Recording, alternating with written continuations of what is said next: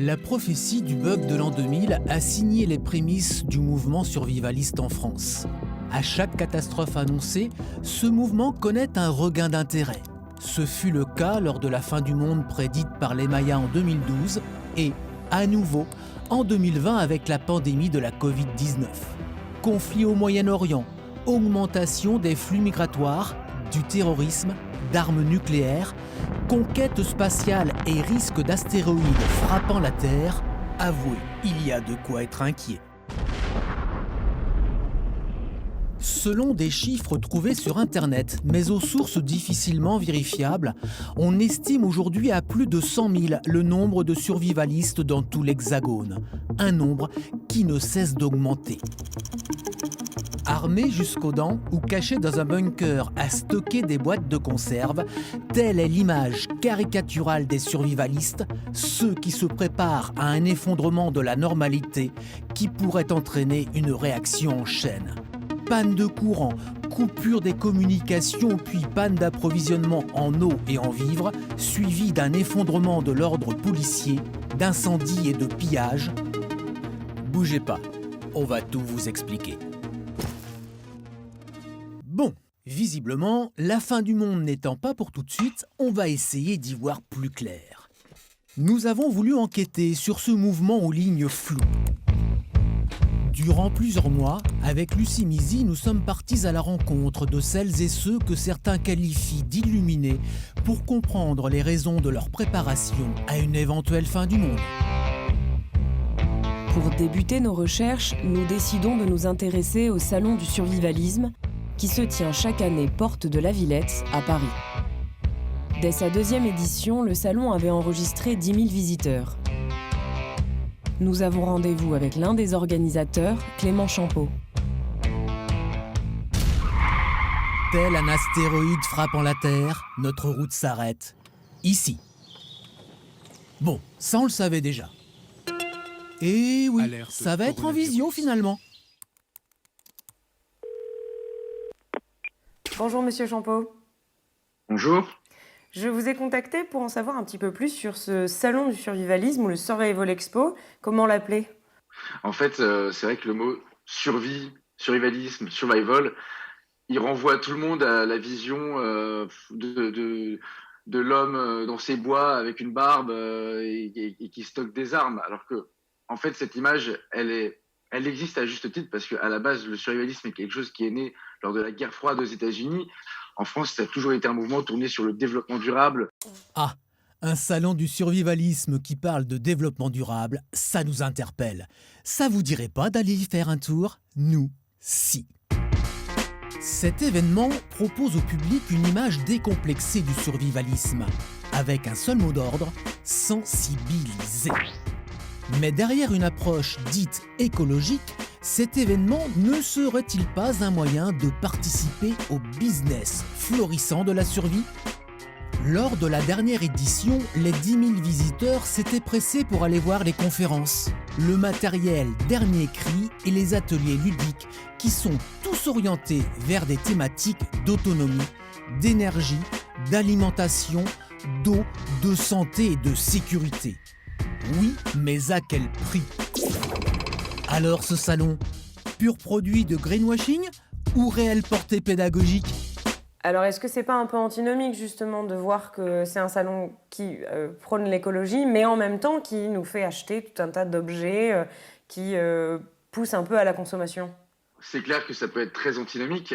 Après, vous savez, quand on organise une conférence sur le climat et qu'on fait venir 4000 personnes du bout de la Terre, on va dire aussi qu'on va polluer. Mais est-ce que le jeu n'en vaut pas la chandelle? C'est-à-dire que faire venir les gens, les sensibiliser, leur faire parfois acheter des produits qui vont leur permettre d'être plus autonomes, il y a aussi une logique derrière qui permet après d'être plus autonome à long terme. C'est quand même un moyen d'être sensibilisé à des thématiques dont on risque d'être de plus en plus confronté en tout cas.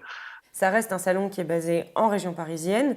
Est-ce que ce n'est pas un salon pour l'entre-soi des néo-survivalistes parisiens? C'est une bonne question. Vous pouvez totalement être survivaliste à votre échelle, en vivant dans des zones urbaines. Mais ça va pas s'appeler du survivaliste, ça va s'appeler du bon sens, faire un petit compost, avoir quelques plantes, avoir quelques panneaux solaires, etc. C'est rien d'inatteignable, même quand on vit en ville, tout le monde peut le faire. Donc le survivalisme aujourd'hui, pour nous, c'est clairement un mouvement qui incite les gens à devenir plus autosuffisants pour deux grandes raisons, pour le développement durable et pour la prévention des risques. Merci beaucoup, Monsieur Champeau, pour ces précisions. Et à C'est bientôt. moi qui vous remercie. Au Très revoir. bonne journée. Au revoir. Pour percer un peu plus à jour le mouvement survivaliste, nous avons rencontré Bertrand Vidal, sociologue et maître de conférences à l'université Paul Valéry de Montpellier. Il est une référence dans l'étude du survivalisme et des peurs collectives. Monsieur Vidal, on vient vous voir pour parler donc un peu survivalisme et vous demander comment en fait on peut définir le survivalisme en France. Alors c'est difficile de définir le survivalisme en France, étant donné que ce n'est pas le même survivalisme que celui des États-Unis. Le survivalisme est né aux États-Unis dans les années 60-70, sous la plume d'un libertarien, Donald Eugene Cisco, qui se faisait appeler Kurt Saxon. C'était son pseudo, le Saxon brutal. Pour lui, qui a défini le survivalisme, l'idéal du survivaliste, c'est se préparer à des grandes catastrophes qui menaçaient les États-Unis à cette époque-là. Essentiellement, c'était ce qu'il appelait la menace rouge, la possibilité d'une attaque de l'URSS sur le sol nord-américain. Donc ça consistait à se terrer dans un bunker, accumuler des vivres, accumuler des munitions, des soins, etc. etc. Le survivalisme français est beaucoup plus axé, on va dire, sur d'autres préoccupations que que le survivalisme nord-américain. Aux États-Unis, on a un survivalisme qui est influencé par l'extrême droite libertarienne, parfois même des partis néo-nazis, on va dire, ou carrément nazis. En France, en Europe, le survivalisme est différent. On parle de néo-survivalisme. Le survivalisme a évolué au gré des peurs collectives, des angoisses collectives. Et les plus grandes préoccupations du mouvement, en fait, sont la possibilité d'une récession économique, voire même, et c'est très dominant dans l'imaginaire, dans la pensée survivaliste, la possibilité d'une catastrophe écologique. Dans votre livre, vous faites un peu la liste des catastrophes et des risques auxquels on pourrait faire face. Est-ce que vous pouvez nous en faire une courte liste ?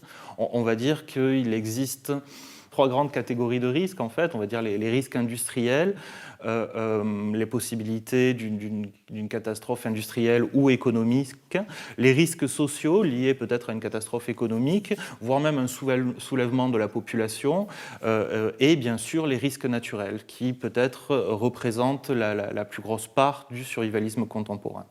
Pas réjouissant tout ça. On récapitule. 3 catégories de risques. Industriels, sociaux et naturels. Bon, ça, c'est la vision des survivalistes. Mais bougez pas, Bertrand Vidal. On a encore besoin de vous. Car à la fin, il n'en restera qu'un. En attendant, histoire de vous remonter le moral, on va vous parler télé-réalité. Ça vous parle, ça, hein ? L'apparition de la télé-réalité au début des années 2000 a ouvert la voie à un nouveau genre audiovisuel, celui des émissions de survie. Elles mettent en scène des personnes ordinaires dans des situations extraordinaires et font rêver les spectateurs. Wild, la course de survie. Et pour vous faire rêver un peu plus, nous avons retrouvé un candidat, Wild Max. Il a participé à l'émission Wild, la course de survie. Il paraîtrait même que Wild Max est un expert en technique de survie. Et ça peut conduire très rapidement au coma et à la mort si on ne fait rien. Nous avons rendez-vous avec Max et ses expéditions sauvages à... Oups, excusez-nous, on s'est trompé de visuel. Prunier en Sologne. Bonjour Max. Bonjour Lucie. Petite séance du matin ? Ah oui, petite séance du matin, oui, parce que je suis quand même obligé de rester un minimum en forme pour pouvoir montrer aux gens comment on passe les obstacles. Oui, bien sûr. Si vous permettez, je vais les m'essuyer un petit peu. Pas de problème. Bon, Max, qu'est-ce qu'on fait ici alors sur ce Wild Max Camp ? On y fait plein de choses sympathiques et ludiques. On a des activités quand même assez diverses, mais le Wild Max Camp a été créé pour préparer les gens à l'autonomie en milieu naturel et en milieu sauvage. J'espère que ce que j'enseigne prépare ou peut préparer certaines personnes qui le désirent déjà à faire face à ce genre de problème. Faire face à la nature, avant de faire face à la nature humaine. Et vous avez créé ce camp après, je crois, une émission de télé-réalité. En fait, ça a été un peu le déclic. J'ai participé donc à une émission en 2017 et je me suis dit que pourquoi pas en faire plus qu'une passion, en faire un métier, si on peut dire. Qu'est-ce que pensent finalement les survivalistes de toutes ces émissions de télé-réalité qu'on voit fleurir aujourd'hui sur la survie? Il est évident qu'il y a une certaine défiance vis-à-vis de ce type d'émission parce qu'on ne peut pas demander à ce genre d'émission de retranscrire fidèlement les principes élémentaires de survie parce que ce n'est pas l'objet de l'émission. C'est avant tout une distraction. Le public aime bien voir des gens en difficulté pour 2 raisons. Il y a la curiosité, qui peut être une curiosité malsaine, mais il y a aussi une sorte aussi d'expérimentation. En fait, on vient tirer une expérience du malheur d'autrui. Est-ce que, l'âge avançant, on se dit qu'au bout d'un moment, il faudra arrêter de se pousser toujours plus, repousser les limites et se mettre justement dans des situations un peu extrêmes? On va dire que la pratique des techniques de survie peut être considérée comme un sport, pas forcément de haut niveau au terme de la compétition, mais oui, puisque plus on veut être productif, plus on doit être actif.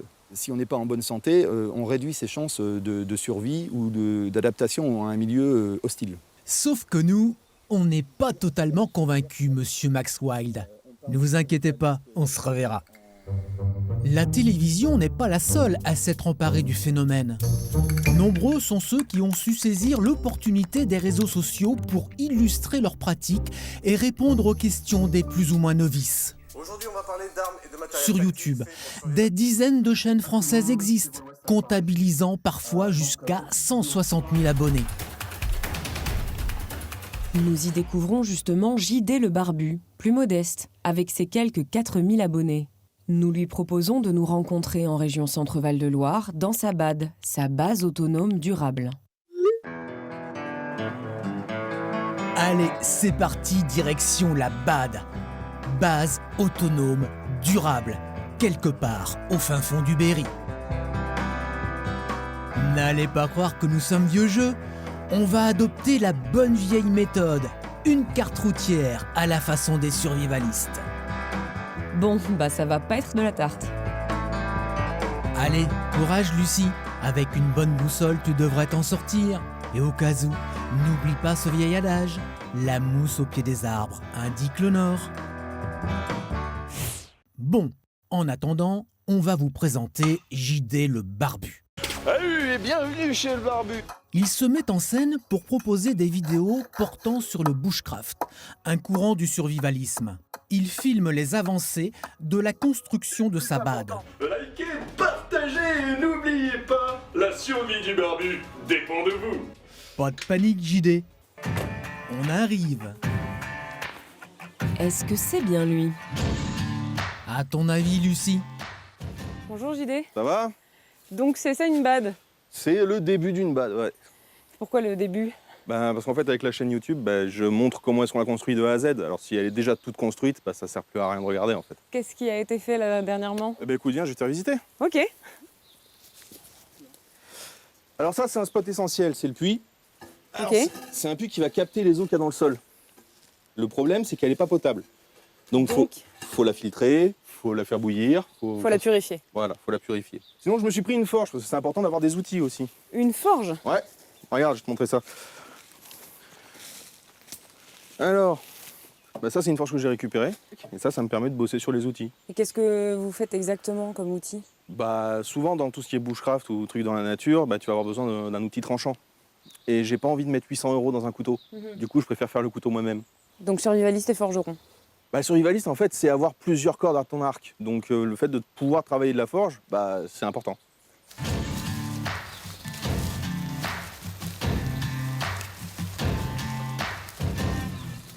Donc ça c'est votre camp de base? C'est ça, c'est les prémices d'un camp de base. Ouais. Ok. Pourquoi les prémices?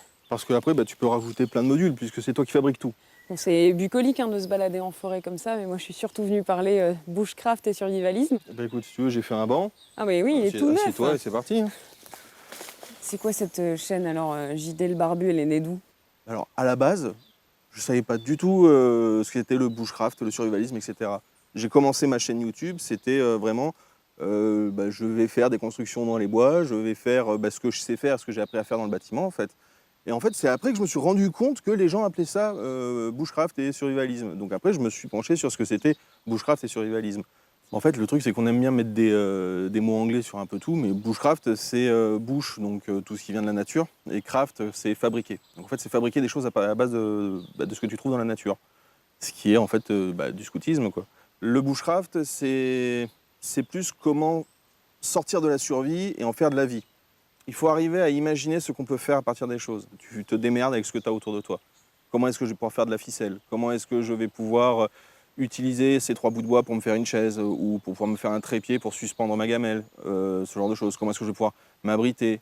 Disons que le bushcraft, c'est une corde de plus à l'arc du survivaliste. Mais finalement, on dit qu'un bon survivaliste, il doit toujours être prêt. C'est d'ailleurs la devise des scouts, ça. Aussi. Oui, toujours prêt. Le tout premier livre que j'ai eu sur le survivalisme, c'était le manuel des castors juniors.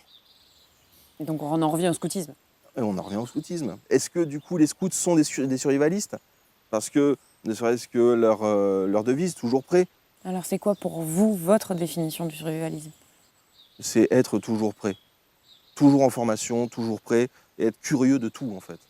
J'ai quand même un peu regardé la carte en France des risques NRBC, donc nucléaire, radioactif, biologique et chimique. Il se trouve quand même que dans la région centre, on est entouré de 4 centrales nucléaires. Si demain ça explose, vous avez très peu de marge de manœuvre finalement, même en venant ici. On va vous poser la question autrement, JD. Construire une base autonome durable à côté de 4 centrales nucléaires implantées dans un rayon d'une centaine de kilomètres, on voudrait pas vous pourrir votre projet, mais vous prenez des risques là. Aux 4 coins de Paris qu'on va le retrouver éparpillé par petits bouts façon puzzle. En fait, t'as pas grand-chose comme marge de manœuvre partout en France en fait. Je vais vous montrer une carte, j'en ai téléchargé quelques-unes sur le site du gouvernement. Si on regarde, les petits points bleus, ce sont les centrales nucléaires, les petits points rouges, ce sont les établissements pollueurs, et à côté de ça, on a tous les produits chimiques, les hydrocarbures, les sites industriels. Finalement, on est à l'abri nulle part. Pardonnez-moi la question, mais est-ce que ça sert vraiment à quelque chose d'avoir une BAD? Ça sert parce qu'il vaut mieux avoir quelque chose, ne pas s'en servir, que de ne pas l'avoir et en manquer. Mon but, c'est pas nécessairement de fuir dans la BAD pour pouvoir être autonome. Mon but, c'est, je vis en ville pour l'instant, c'est d'être autonome dans ma BAD et du coup d'y vivre. Donc en fait, peu importe qu'il y ait un écroulement ou pas d'une situation, c'est être autonome ici. Donc ce ne serait pas une solution de repli? C'est pas une solution de repli. En fait, pour moi, c'est plus une solution de vie. Moi, c'est pas un plan B. Je prépare un plan A. Là, vous parlez de nourriture, de trouver des champignons. Est-ce qu'il y a d'autres choses finalement qu'on peut manger sur une BAD, un camp comme le vôtre? Oui, il y a pas mal de plantes qu'on peut manger, oui, tout ce qui est fruits, etc. Mais tiens, si tu veux, j'ai 2 plantes. Elles se ressemblent comme 2 gouttes d'eau. Il y en a une qui est excellente, l'autre où tu peux mourir. Et on va me faire tester ça. C'est ça, ça te tente? Je suis partante. Allez, vas-y, viens. Vous avez préparé 4 feuilles. C'est ça. T'as le choix, soit t'as de l'ail des ours, soit t'as du muguet. Il y en a un, c'est très bon, l'autre c'est mortel. Comment est-ce que tu fais pour la choisir? Instinctivement, je dirais que l'ail des ours devrait sentir l'ail. Ouais. Donc mon premier réflexe, ce serait de les sentir. Ouais. Celle-là sent l'ail, je crois. Si je mange cette feuille-là, je serai pas malade. Essaye. Le temps de laisser Lucie savourer cette dégustation et probablement aussi la digérer, on va vous parler argent. Car depuis l'apparition d'émissions de télévision comme Man vs Wild ou Koh-Lanta, les stages de survie pullulent sur tout le territoire français. Il y en a pour tous les goûts. Stage grand froid dans les Alpes ou dans les départements d'outre-mer, stage commando, les offres sont alléchantes, bien moins que leur prix. Et oui, il faut débourser entre 200 et 500 € pour un week-end, car la réputation des encadrants affecte aussi le prix. D'ailleurs, on irait bien faire un stage, nous, hein Lucie? On connaît quelqu'un qui va nous tuyauter. Vous vous souvenez du sexagénaire qui entretient son corps pour faire passer les obstacles à ses stagiaires? Bonjour Lucie. Bonjour Max. Je vous appelle parce que la dernière fois que nous nous sommes rencontrés, vous m'aviez dit que vous organisiez des stages sur votre camp. Et je voulais savoir si prochainement il y en avait un qui pourrait nous intéresser. Alors certainement, oui, puisque la prochaine session qu'on va organiser donc sur le Wild Max Camp, c'est un gros bootcamp C'est en collaboration avec une association qui s'appelle les SEALs. Le principe étant de tenir pendant 36 heures tout au long d'un certain nombre d'épreuves sans quasiment dormir. Et est-ce qu'on peut vous rejoindre ce week-end-là? Oui, si vous voulez, vous nous rejoignez au camp, que vous puissiez un petit peu vous donner une idée de ce que représente ce genre d'événement. Très bien. Eh bien, merci Max. À bientôt. Eh bien, avec grand plaisir. À très bientôt. On vous l'avait dit qu'on se reverrait, Wild Max. Bootcamp by Seals. Bougez pas, on vous traduit. Alors boot, ce sont des bottes, un camp c'est assez facile à comprendre, et les seals, ce sont des phoques. Bon là, on n'y comprend plus rien. Lucie, tu nous emmènes au fameux bootcamp. Wild Max nous a donné rendez-vous à Gilles-en-Sologne. Ah, la Sologne, avec ses forêts, ses étangs, ses petits oiseaux qui chantent. Ça ne sentirait pas le calme avant la tempête, ça? Nous sommes arrivés.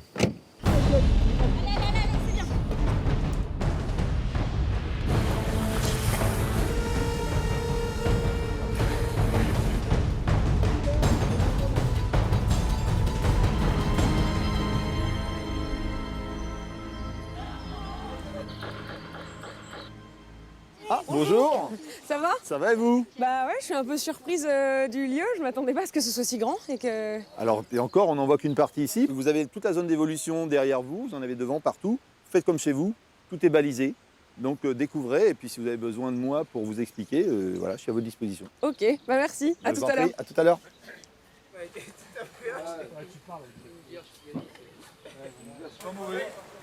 Emmanuel, est-ce que c'est la première fois que vous venez faire un stage bootcamp? Ouais, c'est la première fois que je viens. Ouais.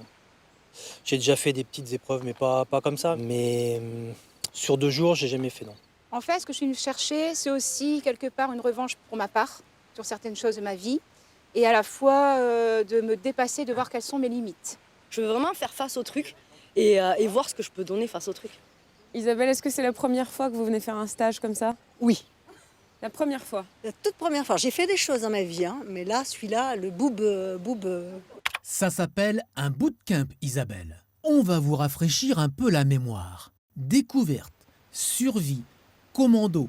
Et c'est pour la mémoire de nos anciens et l'espoir pour nos blessés que vous faites tout cela. Et surtout, n'oubliez pas le slogan de l'organisation. L'expérience que vous allez vivre vous marquera pour le reste de votre vie. Bienvenue à tous. On vous souhaite la bienvenue sur cet événement. Le stage, il sera dense. Ce sera une belle expérience. En fait, ce qu'on recherche, c'est surtout le mental et de pouvoir vous permettre de vous dépasser. Certains d'entre vous voudraient ne pas écouter les consignes. C'est simple. Je vous sors du stage. J'ai aucun état d'âme. On va démarrer l'événement. Vous êtes prêts? Oui. 3, 2, 1, top, c'est parti.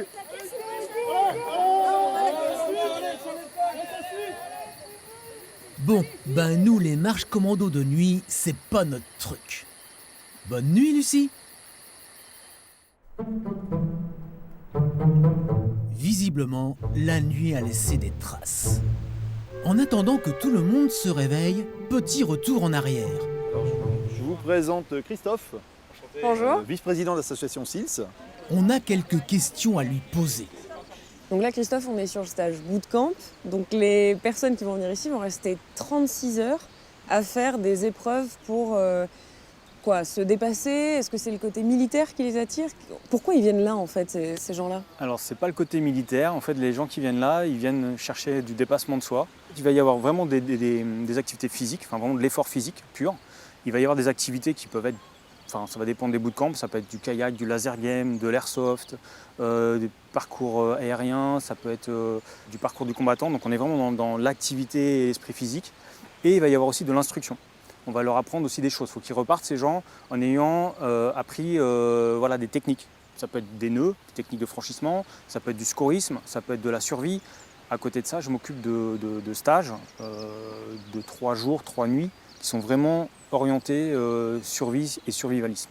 Alors là, on touche un point intéressant parce qu'on voit déjà qu'il y a une distinction entre survie et survivalisme. La survie, c'est clairement des techniques. Donc c'est des techniques qui vont permettre de faire du feu, de filtrer de l'eau, etc., de faire des nœuds, de faire un bivouac. Le survivalisme, c'est plutôt un concept, c'est plutôt une philosophie. C'est être en capacité d'être autonome et d'être autosuffisant quelque part pour pouvoir pallier, en tout cas réagir à une situation de crise. Voilà, donc par contre, on s'appuie sur les techniques de survie. Eh bien, allons vérifier par nous-mêmes et voir ce que les stagiaires ont retenu de leur première nuit en forêt. On ne peut même pas expliquer à quel point c'est dur. C'est un dépassement sur soi, c'est formidable, hein, parce qu'on se remet en question, on est seul avec soi-même. Tu peux pleurer, quoi, hein, c'est à bout. Après, bon, c'est des amours hein, quand même. Ce sont tellement des amours, ces organisateurs, qu'ils leur ont même offert le petit déjeuner. Et au menu, devinez quoi? Allez, on vous le donne en mille. Des abats. Allez, c'est au choix. Tenter, c'est bon. Ouais. T'as un goût de fumée. On dirait des abats, j'aime pas ça d'habitude, mais là, je le mange. Alors? Eh ben, c'est pas bon. Quoi, ça vous plaît pas comme petit-déj? Pendant qu'ils terminent ce copieux petit déjeuner, nous avons rencontré la psychologue de l'organisation. Et oui, ici, tout est prévu. Vous êtes instructrice ici pour le stage bootcamp, mais vous avez aussi la particularité de gérer l'aspect psychologique des stagiaires. Il peut y avoir plusieurs situations qui sont anxiogènes. Le but ici du bootcamp, c'est quand même de se pousser, d'aller un peu au-delà de ses limites. Quand on va vraiment au bout de soi-même, on est un peu dans un état second. On sonne la cloche et après, on se rend compte qu'on a sonné la cloche et qu'on a abandonné. Et il peut y avoir aussi ce sentiment gestion en fait, de la défaite et de l'abandon et de l'échec que des gens qui sont très compétitifs ou qui ont un manque d'estime d'eux-mêmes peuvent très mal vivre aussi. Et donc essayer de faire de cette situation quelque chose de constructif et de positif. Et nos stagiaires alors? Besoin d'un coup de pouce psychologique? La nuit, elle a été horrible. Moi, je me suis demandé 1000 fois si j'allais pas abandonner. Quelquefois, la nuit, j'ai eu peur. Mais ils étaient là. Ils m'ont jamais lâché, quoi. Ils t'apprennent beaucoup de choses. Ils t'apprennent la vie. Ils t'apprennent comment tu peux surmonter des douleurs, comment tu peux te défendre. C'est bien de savoir se défendre. Car si toute la société s'écroulait vraiment, comment envisager le repas du lendemain? Comment se déplacer? Comment combattre aussi? Et pour apprendre tout ça, l'entraînement est rude. Il y en a même qui craquent. Dommage pour un week-end où il faut mettre la main à la poche. Ça nous amène donc à parler business. Est-ce qu'il n'y aurait pas quand même un petit business qui s'est monté autour de cette survie? J'ai vu, notamment sur les sites internet et les différentes offres de stage, un week-end comme celui que vous proposez peut aller jusqu'à 300, 400 ou 500 euros. Il y a tous les tarifs, c'est quelque chose qui est un petit peu dans l'air du temps.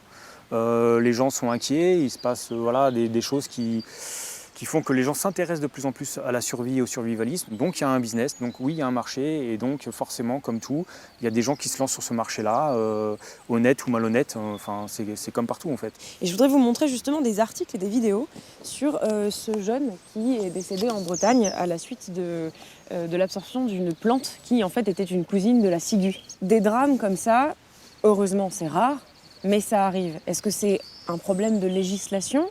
Maîtriser la survie, c'est une chose. Encadrer un groupe, c'en est une autre. En même temps, on ne demandera jamais à des gens de passer des formations de survie. Je ne vois pas comment c'est possible.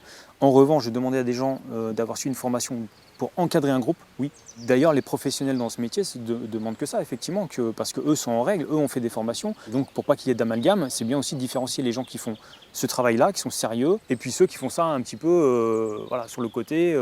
C'est un peu malsain, c'est dommage, en tout cas pour des gens comme moi qui sommes survivalistes et on l'assume et on le fait de la bonne manière, je pense, c'est dommage. Voilà.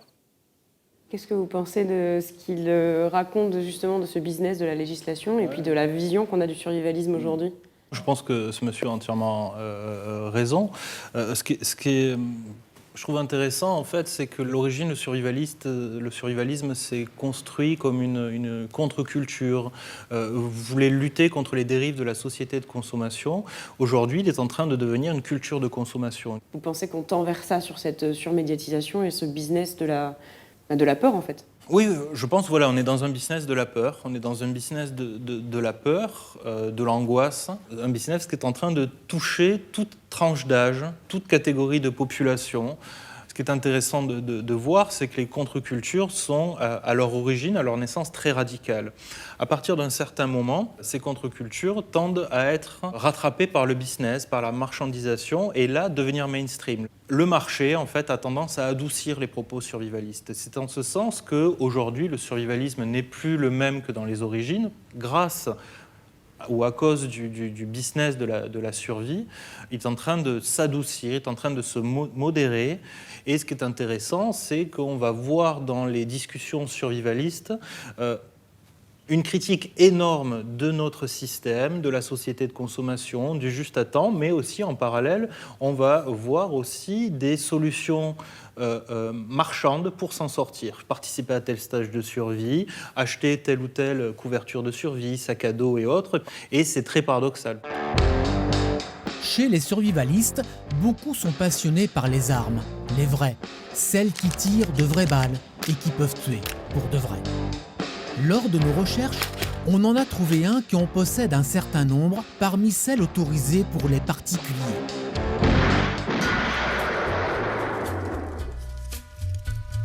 Ah, ça ne vous dirait pas de rester jusqu'à la fin du coup ? Bonjour. Bonjour Joachim. Bonjour Lucie, entrez. Au fait, on a oublié de vous présenter. Lui, c'est Joachim, ancien légionnaire. Il fait partie de ces survivalistes que l'on qualifie généralement d'ultra-armés. Ils sont peu nombreux à vouloir témoigner en raison de la mauvaise presse qu'on leur fait. Mais pour lui, l'arme doit être vue comme un objet qu'il faut désacraliser. Joachim, je suis venue vous voir aujourd'hui pour parler de l'équipement dit indispensable des survivalistes. Donc c'est souvent, on parle des armes à feu comme un équipement indispensable. Est-ce que vous pouvez me dire pourquoi ?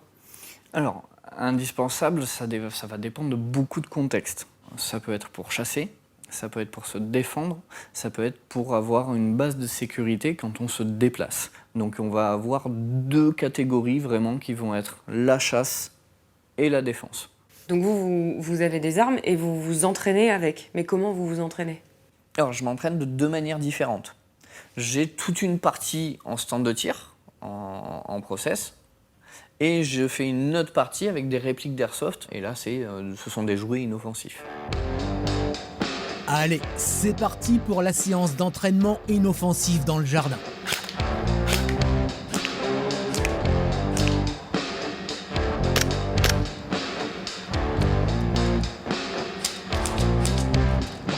Bon, assez joué. Maintenant, place aux règles. Toujours considérer une arme comme chargée. Ne jamais pointer ou laisser pointer le canon d'une arme vers quelque chose qu'on ne veut pas détruire. Toujours laisser son index hors de la queue de détente tant que les organes de visée ne sont pas alignés sur objectif. Et la dernière, toujours être sûr de son objectif et par défaut de son environnement. Pourquoi c'est important pour vous cette rigueur ? Pour éviter les accidents bêtes. Pourtant, on en entend parler tout le temps. Alors on en entend parler tout le temps, mais il n'y en a pas autant que ça. Pas autant que ça, c'est vite dit. On voudrait pas être un tantinet méticuleux et vous froisser l'esprit, monsieur Joachim, mais en France, il y en a quand même 1500 par an. C'est aussi des histoires qui sont souvent plus choquantes. Je voulais vous montrer par exemple ces articles qui racontent cet homme qui a tué 3 gendarmes dans le Puy-de-Dôme. Alors là, le titre est « Le survivaliste ne fait pas tirer dans la foule ». Est-ce que d'abord ces gens-là peuvent être considérés comme des survivalistes ? Ces gens-là, pour moi, ce sont juste des détraqués. Et oui, les armes à feu ne doivent pas être confiées à n'importe qui. Je vois bien qu'on a la puissance de feu d'un croiseur et des flingues de concours.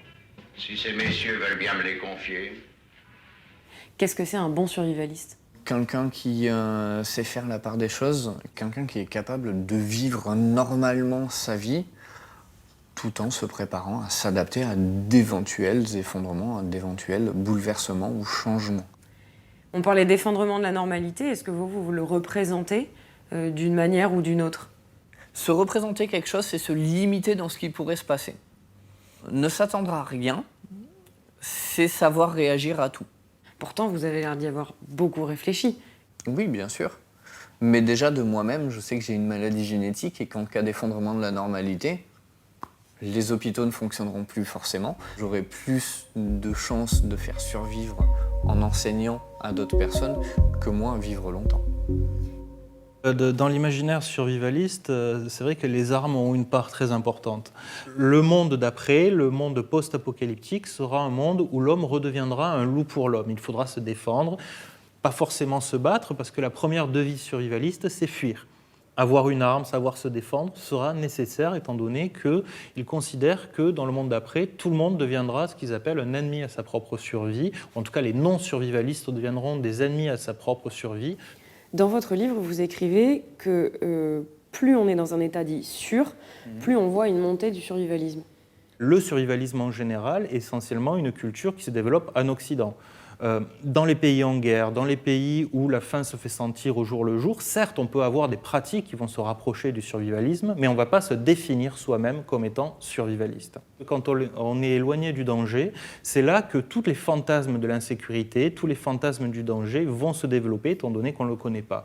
On est face à des individus qui sont rationnels, qui sont intégrés à la société, qui ont un métier, qui vont participer au jeu social, mais qui vont imaginer la possibilité d'un monde d'après qui va s'effondrer, qui vont nous dire que non, ce n'est pas une obsession, pourtant ça va organiser leur quotidien. Ils vont porter des objets sur eux au quotidien pour pouvoir s'en sortir. Chez les survivalistes, ça va être ça, on va toujours imaginer le pire, on va toujours voir que bon, ben voilà, je suis dans ma voiture, quels sont les dangers, je suis chez moi, quels sont les dangers. Être survivaliste, c'est mettre des lunettes pessimistes, voir le danger partout. Et s'y préparer forcément, avoir toujours dans un coin de la tête cette idée de tout peut basculer du jour au lendemain, tout peut arriver, et donc je dois être prêt maintenant. Si les survivalistes se disent toujours prêts, au cas où, ce sont des gens qui veulent rester discrets, dans l'ombre. Eh bien nous, on aime bien les mettre en lumière, alors on va continuer à chercher. Sur les réseaux sociaux, ils partagent expériences et astuces, mais ils préfèrent ne pas trop en dire sur leur vie personnelle. Tiens, un certain Thomas semble habiter la région Centre-Val de Loire. Après tout, il serait quand même plus de 100 000 à se préparer en France. À se préparer, oui, mais surtout au pire si jamais le pays sombrait dans le chaos. Certains se contentent d'un kit de survie alors que d'autres voient les choses en grand et pour longtemps. En France, le nombre de bunkers reste marginal et pourtant avec ses 57 réacteurs nucléaires, le risque dans l'Hexagone est bien plus important que dans d'autres pays. Mais au fait, y a-t-il une différence entre un bunker et un abri de sécurité ? Parce que c'est quand même un peu flippant ça, non ?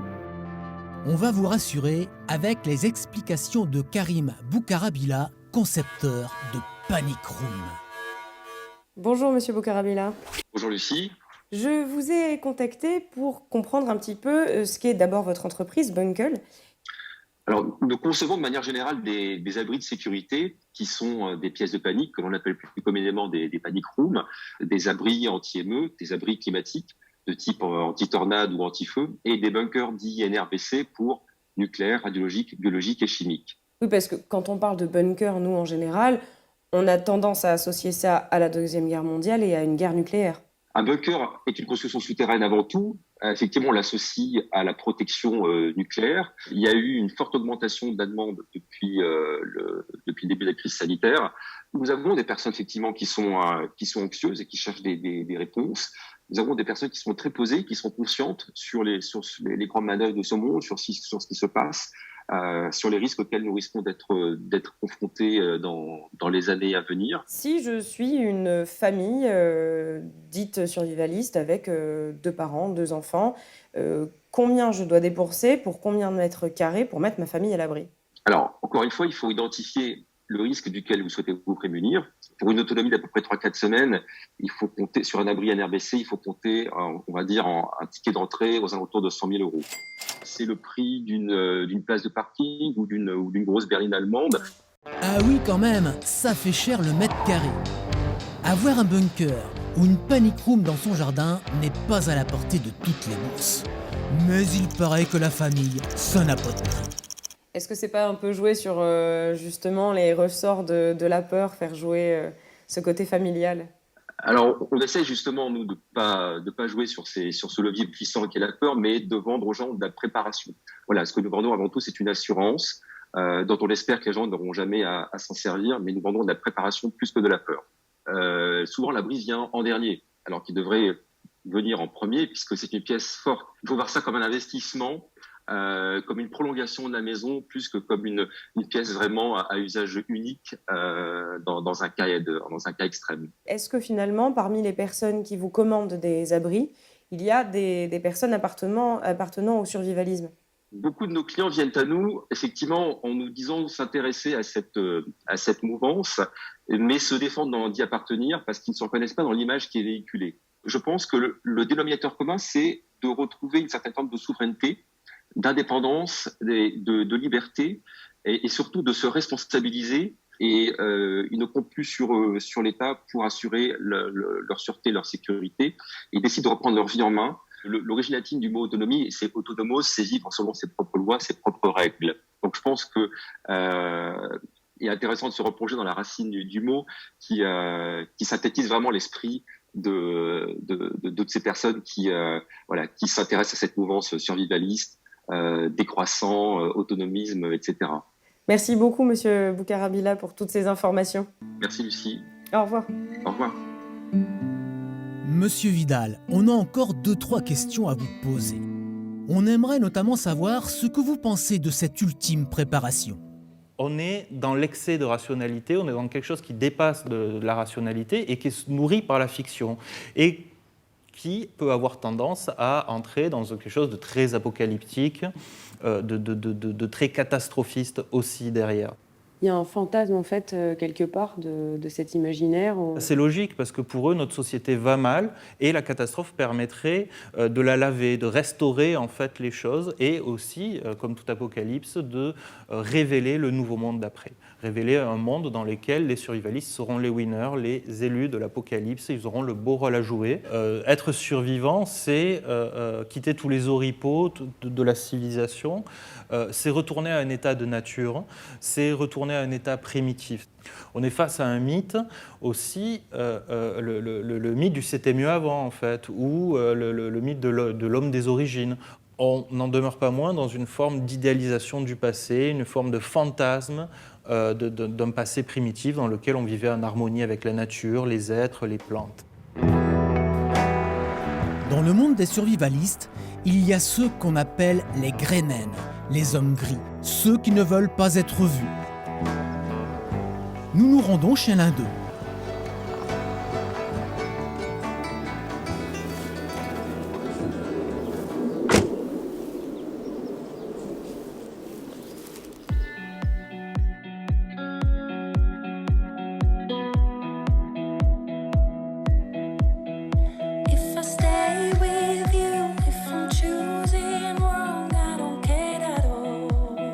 Bon, visiblement, pour une arrivée surprise, c'est raté. Ah Lucie, tu te laisserais bien prendre au jeu avec cet homme mystérieux. Et non, ce n'est pas le professeur qui planifie le plus grand braquage jamais organisé dans une banque espagnole. Ça vous parle ça, hein? D'ailleurs nous, c'est pas dans une banque que nous allons, c'est dans une yourte. Je vous ai vu arriver. Bonjour Chris. Allez-y, entrez. Ça au moins, c'est de la planque de première classe avec vue sur rien. Mais ça, on vous l'expliquera plus tard. Chris, où sommes-nous? Alors ici, on est chez moi, dans la forêt dans laquelle je me suis installé. Mais en fait, j'ai cru comprendre que vous êtes nomade. Oui, je vis avec ce mode de vie depuis un peu plus d'une décennie maintenant, et ça fait 5 mois, donc cette saison où je suis installé sur cette place-là. Dans mon cahier des charges, il est important que du coup, il y ait un environnement naturel, peu fréquenté. Un environnement peu fréquenté, c'est beaucoup dire. Dans la forêt à côté, il y a des chasseurs qui chassent. Un peu plus loin, un circuit automobile avec des voitures qui roulent. À 2 km à vol d'air plane, un aéroport avec des avions, on vous le donne en mille, qui volent. Tout en voulant jouer les héros de la survie, Chris veut aussi garder son confort de la société moderne. Donc, une planque, pas si planquée que ça. Mais accessible et à proximité relative d'un certain kilométrage d'une forme de vie humaine qui puisse m'aider en cas de problème. Ce qui rapproche plus du survivalisme, on va dire, c'est cette logique-là plutôt que le mode de vie nomade, en fait. Voilà, le survivalisme apporte cet avantage de la méfiance, parce que du coup, l'ennemi est quelque chose d'inattendu. Alors plutôt d'extrapoler un ennemi, autant envisager du crédible et du coup des moyens ou de s'enfuir, ou de rester, ou de protéger. Et vous avez décidé aussi de rester très discret. À partir du moment où on commence à devenir différent, on engendre la méfiance des gens. Et si vous voulez vivre avec les gens, il faut éliminer ce paramètre de méfiance. C'est pour ça que là, même si on ne voit pas votre visage, vous apparaissez à visage découvert sur les réseaux sociaux, mais sous une autre identité. Voilà, c'est ça. Donc ça permet d'avoir une double vie. Une vie qui est offerte au public avec ce qu'il a besoin de voir, mais que vous faites aussi, mais qui n'est qu'une partie de ce que vous faites, et une partie que vous gardez pour vous. D'ailleurs, moi je vous appelle Chris, mais c'est pas votre vrai prénom. Non, évidemment. Et vous avez plusieurs identités. Ouais, j'en ai 5. Mais ça veut aussi dire réduire son empreinte bancaire, votre empreinte numérique. Ouais. Comment ça fonctionne ? L'empreinte bancaire, ça passe par des comptes offshore, avec des sociétés écrans. Mais se débarrasser du réseau administratif, ça, c'est vraiment hyper dur. Donc il faut continuer de jouer avec. C'est la dernière limite que j'ai pas encore réussi à franchir. Est-ce que c'est pas un peu utopique de croire qu'on peut disparaître comme ça ? On sait où vous êtes. J'aspire à qu'on sache où je suis, parce que s'il m'arrive une merde, je veux quand même qu'on cherche un petit peu à me sortir de là où je suis. Donc je maintiens ce petit fil tendu. Alors c'est une vie qui devient assez égocentrique, parce que du coup on vit ses objectifs et on vit plus que pour ça. Une de mes grandes définitions philosophiques de mon mode de vie, c'est que beaucoup de discipline acquiert beaucoup de liberté. Quand on prépare les choses à l'avance et qu'on les fait bien, on a la liberté d'avoir la tranquillité d'esprit, de voir les choses venir. Petit à petit, on rentre dedans et on ne veut plus en sortir. Nous, c'est de la yourte qu'on va sortir. Dans ces pratiques, certains y verront du bon sens, une certaine objectivité, quand d'autres y verront de la paranoïa. Bon, on n'est pas là pour juger, c'est pas notre genre. Tiens, voilà Thomas qui rappelle. Allô Thomas ? Bonjour. Ça vaudrait pas 4 points, ça, Lucie ? Thomas est un néo-rural qui vit non loin de Tours. Il s'est récemment installé à la campagne pour devenir le plus autonome possible. Avec lui, nous allons passer en revue le manuel du survivaliste débutant, en commençant par sa prise de conscience. Bonjour Thomas. Bonjour les filles. J'ai mis du temps à vous trouver. Ah oui. Vous êtes un peu loin de tout là, vous avez bien de l'espace. Ouais, c'était un peu le but recherché, qu'on ait de l'espace et qu'on soit un peu tranquille, la campagne quoi. Mais vous avez un plus grand jardin, vous avez d'autres choses derrière et devant. Tu veux que je te fasse visiter ? Allez. Donc ici, tout est en permaculture. Voilà, c'est ça. En fait, on mixe les variétés de fruits, de légumes et de fleurs en fait, pour faire venir un maximum d'insectes de façon à ce que le potager soit le plus autonome possible. Ouais, puis là, on a une autre façon de cultiver qui est plus conventionnelle, comme le faisait mon grand-père en fait. Et donc là, vous avez planté quoi ? Des haricots et des pommes de terre. Et puis après, j'ai d'autres choses dans la serre. Thomas, il est très beau votre potager, mais moi, je suis surtout venue parler du survivalisme. Ok. En fait, j'imagine que faire tout ça, ça a un lien avec cette philosophie, ce mouvement de... Oui, complètement. En fait, moi, je me suis intéressé au survivalisme il y a 4 ans maintenant, 5 ans. Et je suis tombé dedans par hasard. Hein. Je fais beaucoup de descentes de Loire avec un canoë. Je voulais trouver un petit plan facile d'une cabane à bricoler quand je m'arrête sur des îles en canoë. Et puis, j'ai trouvé le groupe sur Facebook qui parle de survivalisme et je me suis intéressé à leurs idées parce que d'une part, j'ai trouvé les réponses à ma question de cabane. En fait, ce qui vous a plu dans le survivalisme, c'est de trouver des réponses techniques à des besoins actuels. Moi, dans le survivalisme, c'est un grand mot et ça veut tout dire et rien dire, en fait. Dans le survivalisme, il y a aussi toute une partie de la population qui cherche à être plutôt résiliente et autonome. Alors après, il y a d'autres catégories de survivalistes. Tu vois, on entend beaucoup parler en ce moment des dark preppers. Alors c'est encore un anglicisme, mais ces mecs-là, oui, pardon du terme, mais c'est des barjots. Alors il y en a plein qui vont te dire qu'attendent une super pandémie, il y en a plein qui te disent qu'ils attendent une guerre civile, mais ça va être 20% des survivalistes. Après tu as tous les autres qui, tu vois, par exemple, je veux protéger ma famille, donc du coup, j'ai tendance à laisser peu de place au hasard, même si dans survivre, il y a vivre. Hein. J'oublie pas mon confort. Si tu veux, je pense ma vie vraiment pour le au cas où. En fait, résumé pour moi, le survivalisme, c'est vraiment le au cas où.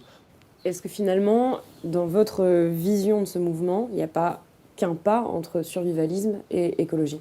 C'est-à-dire que je pense que l'écologie et le survivalisme sont étroitement liés. Si tu veux, aujourd'hui, moi je trouve que la société dans laquelle on évolue, elle est vraiment... on sait que ça marche pas et pour autant on continue à aller dans des supermarchés et à acheter des tomates grappes toutes mûres et bien rondes et tout ça, alors qu'on sait que c'est un type d'agriculture qui détruit la planète tout simplement. Il faut juste faire preuve de bon sens pour être un bon survivaliste. La plupart des survivalistes sont comme cet individu, en fait, veulent retourner à la nature parce qu'une catastrophe écologique peut-être nous guette, ou en tout cas un empoisonnement des sols et autres. Mais quand elle nous parle en fait d'une crise écologique, d'une crise environnementale, d'un empoisonnement des sols, sur le long terme, cela a d'autres conséquences. C'est-à-dire que cette crise environnementale risque de créer une crise économique qui risque de fragiliser notre gouvernance, l'État-nation. Chez les survivalistes, il y a un grand mal, en fait, un grand problème à gérer, c'est le système. On peut dire que sur certains points, ils n'ont pas tort, étant donné qu'ils critiquent énormément la société du juste à temps, la société de consommation. Ils veulent sortir de cette société et veulent proposer autre chose derrière. Est-ce qu'on peut dire que les survivalistes ne sont pas dangereux ? Je pense que les survivalistes ne sont pas dangereux, ce sont des individus en fait qui jouent à la survie, qui jouent à un monde fictionnel dans le monde d'après. Les survivalistes plutôt attendent l'apocalypse, sont préparés à quelque chose qui va arriver. Est-ce que le terme « fin du monde », c'est pas un peu fort quand même pour définir ? Fin d'un monde, plus que fin du monde peut-être. Oui. Les Français sont de plus en plus nombreux à vouloir ce retour à la nature. Alors, simple phénomène de mode ou véritable changement de société ? Les survivalistes se préparent au monde d'après. Chacun à leur manière, ils anticipent tous les changements éventuels, le fameux « au cas où ». Être en capacité de vivre en dépendant le moins possible du système. Bien que les profils soient hétéroclites, tous s'orientent vers l'autonomie et la résilience. Alors que des crises climatiques, économiques et sociales sans précédent sont annoncées, le mouvement survivaliste, souvent moqué et caricaturé, questionne notre société avec son expansion et ses limites. Un mouvement rattrapé par le business de la survie qui trinque à la santé de la fin du monde.